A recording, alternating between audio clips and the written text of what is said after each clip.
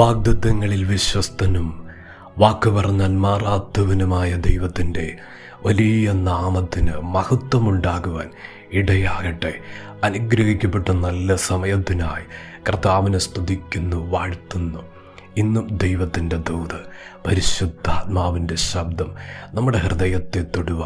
നമ്മുടെ ജീവിതസ്ഥിതി, നമ്മുടെ ജീവിത സാഹചര്യങ്ങൾ അറിഞ്ഞ് വ്യക്തതയോടെ ഇടപെടുന്ന സ്വർഗം ഇന്നും നമ്മെ ധൈര്യപ്പെടുത്തുക. നമ്മുടെ അധൈര്യങ്ങളെ മാറ്റി ഹൃദയം ബലം കൊണ്ടും ശക്തിയാലും നിറയുന്ന നിലവാരത്തിൽ പരിശുദ്ധാത്മാവ് ആഴമായി തൊടുന്ന ഒരു ദിവസമായി തീരുവാൻ ഇടയാകട്ടെ. യേശുക്രിസ്തുവിൻ്റെ നാമത്തിൽ സ്നേഹവന്ദനത്തെ അറിയിക്കുന്നു. ലൂക്കോസ് എഴുതിയ സുവിശേഷം 18 അധ്യായം 38 വാക്യം. അപ്പോൾ അവൻ, യേശുവേ, ദാവീദ് പുത്രാ, എന്നോട് കരുണ തോന്നണമേ എന്ന് നിലവിളിച്ചു. നമുക്ക് വളരെ സുപരിചിതമായ ഒരു തിരുവെടുത്ത ബർത്തിമായി ദൈവസന്നിധിയിൽ നിലവിളിക്കുന്നത്, യേശുവിൻ്റെ അടുക്കൽ നിലവിളിക്കുന്ന ആ ഒരു തലം, ആഴമായ ഒരു വിശ്വാസം. ദൈവത്തിൻ്റെ പരിശുദ്ധാത്മാവ് ഇന്ന് അതിശക്തമായി ഇടപെടുന്ന ദൂത് നമ്മുടെ വിശ്വാസത്തിൻ്റെ തലങ്ങൾക്ക് ഒരു വർധനവും വെളിപ്പെടുന്ന ദിവസമായി തീരുവാൻ. ബർത്തിമായുടെ വിശ്വാസം, എൻ്റെ സൗഖ്യത്തിന് സമയമായി.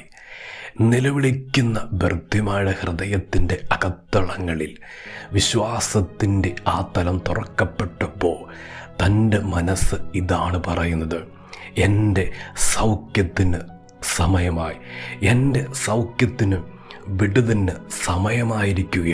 ദൈവത്തിൻ്റെ പൈതലേ, പരിശുദ്ധാത്മാവ് ഹൃദയത്തെ തൊട്ട് ദൂത് പറയുന്നു. നമ്മുടെ ആവശ്യങ്ങൾ നിലവിളിക്കുമ്പോഴും, നമ്മുടെ ആവശ്യങ്ങളിൽ ദൈവത്തോട് യാചിക്കുമ്പോഴും ആവശ്യങ്ങളുടെ സമയമായതുകൊണ്ടല്ലേ അത് നിലവിളി ഉയരുന്നത്, അത് ദൈവസന്നിധിയിൽ ചെല്ലുവാൻ ഇടയാകുന്നത്.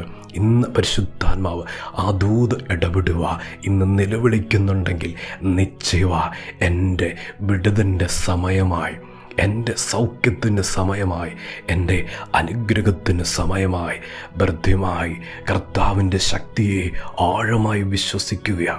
യേശു കർത്താവ് കരുണ തോന്നിയാൽ മതി, എനിക്ക് കാഴ്ച കിട്ടും. യേശു കർത്താവ് ബർത്തിമായുടെ മുമ്പിലൂടെ കടന്നുപോയി എന്ന് വചനം പറയുന്നു. എന്നാൽ അവൻ്റെ അവസ്ഥ കണ്ടിട്ട് കർത്താവ് കരുണ തോന്നിയില്ല. അവൻ്റെ കഷ്ടത കണ്ടിട്ട് അവനായിരിക്കുന്ന അടുത്തുകൂടെ കർത്താവ് പോയിട്ടും അവനെ തൊടുവാനോ അവനെ വിളിക്കുവാനോ ഒന്നും കർത്താവ് തുനിഞ്ഞില്ല. യേശു അവൻ്റെ മുമ്പിലൂടെ കടന്നു പോകുകയാണ്. ദൈവത്തിൻ്റെ പൈതലേ, ദൈവം എൻ്റെ അവസ്ഥ കാണുന്നില്ലേ? എൻ്റെ സാഹചര്യങ്ങൾ കർത്താവ് അറിയുന്നില്ലേ? ഇങ്ങനെയൊക്കെ ഇപ്രകാരമൊക്കെ ഒരു ചോദ്യം ഉയരുന്ന അങ്ങനെ ഒരു സാഹചര്യത്തിലും സമയത്തിലുമാണോ ഇപ്പോൾ സ്ഥിതിയായിരിക്കുന്നത്? ബർത്തിമായുടെ അടുക്കലൂടെ കർത്താവ് പോയി. അവൻ്റെ അവസ്ഥ കണ്ടിട്ട് കർത്താവ് ഒന്നും സംസാരിക്കുകയോ ഇടപെടുവോ തൊടുവോ ഒന്നും ചെയ്തില്ല. എന്നാൽ ബർത്തിമായി നിലവിളിക്കുക, ദാവീദ് പുത്രാ, എന്നോട് കരുണ തോന്നണമേ. നിലവിളിച്ചപ്പോൾ കർത്താവ് നിന്നില്ലേ? അധികമായി നിലവിളിച്ചപ്പോൾ യേശു കർത്താവ് നിന്നില്ലേ? ദൈവത്തിൻ്റെ പൈതലേ, ഇന്ന് പരിശുദ്ധാത്മാവിൻ്റെ ദൂത് നമ്മുടെ വിശ്വാസത്തിൻ്റെ ആഴത്തെ ശ്രദ്ധിക്കുന്ന ദൈവം, നമ്മുടെ വിശ്വാസത്തെ നോക്കുന്ന ദൈവം. നമ്മുടെ വിശ്വാസത്തിൽ ദൈവത്തിന് പ്രസാദമുണ്ടോ? നമ്മുടെ ദൈവത്തിന് പ്രവർത്തിക്കുവാനുള്ള ശക്തി നിശ്ചയമായി അതിനകത്ത്, ആ വിശ്വാസത്തിൽ നിശ്ചയമായി ദൈവം ക്രമീകരിച്ചിരിക്കുന്നത് പോലെ ദൈവം അത് വെച്ചിരിക്കുന്നൊരു തലവല്ലേ. വിശ്വസിക്കുമ്പോൾ മഹത്വം കാണും, വിശ്വസിക്കുമ്പോൾ ദൈവപ്രവർത്തി വെളിപ്പെടും. ദാവീദ് പുത്രാ, എന്നോട് കരുണ തോന്നണമേ എന്ന് ബർത്തിമായി നിലവിളിക്കുമ്പോൾ ആഴമായ ഒരു വിശ്വാസം ബർത്തിമായുടെ ഹൃദയത്തിനകത്തുണ്ടായിരുന്നു.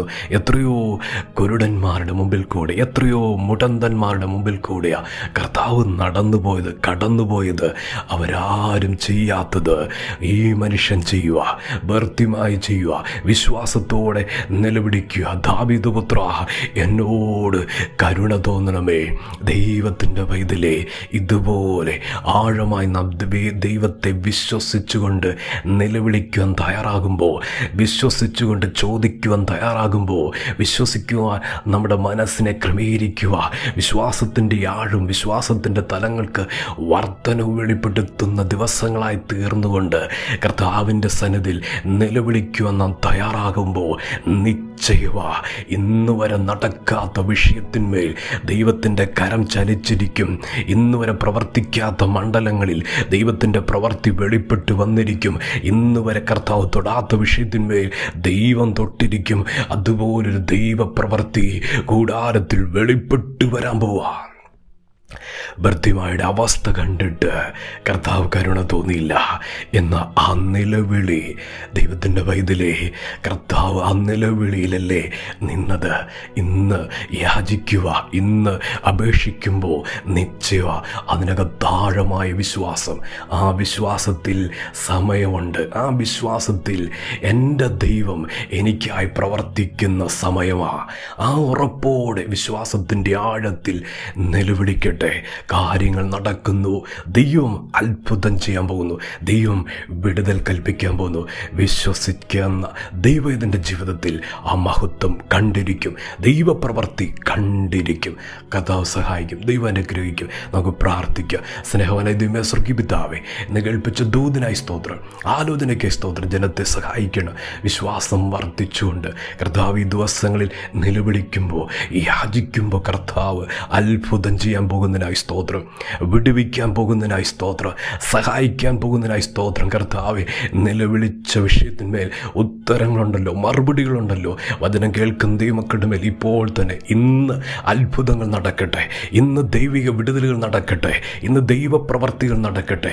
അസാധ്യമായ മണ്ഡലങ്ങളിൽ ദൈവത്തിൻ്റെ മഹത്വത്തിൻ്റെ ഭുജമിറങ്ങുന്ന ദിവസമായി തീരുവാൻ ഇടയാകണമെന്ന് പ്രാർത്ഥിക്കുന്നു. ജനത്തെ അനുഗ്രഹിച്ച് പ്രാർത്ഥിക്കുക. അനുഗ്രഹമായി തീരട്ടെ.